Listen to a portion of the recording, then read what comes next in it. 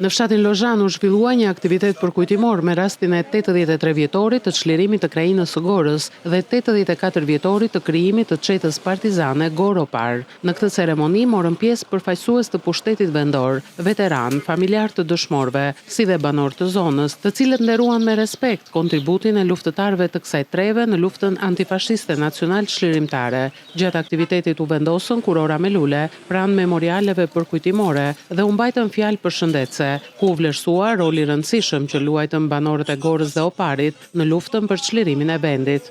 Krajina e Gorës dha një kontribut të çmuar në luftën për liri, me burra dhe gra që rreshtuan në guxim në formacionet partizane për mbrojtjen e atëut duke sakrifikuar gjithçka për lirinë e vendit.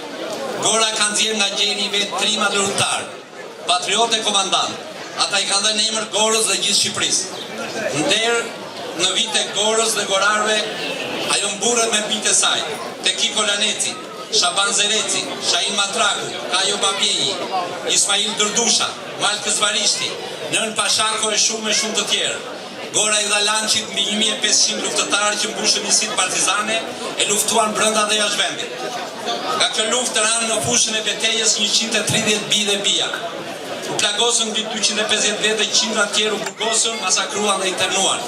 25 gra vajza gorare morën pjesë në luftë, nga të cilat ranë 5 dëshmorë të ardheu. Pjesëmarrësit kujtuan me mirënjohje dëshmorët dhe të gjithë luftëtarët e lirisë, duke nënvizuar rëndësinë e ruajtjes dhe përcjelljes së vlerave të atë dhe dashurisë, guximit dhe përkushtimit që ata lanë trashëgim. Aktiviteti u mbyll me një program festiv të përgatitur nga Qendra Kulturore Maliqit.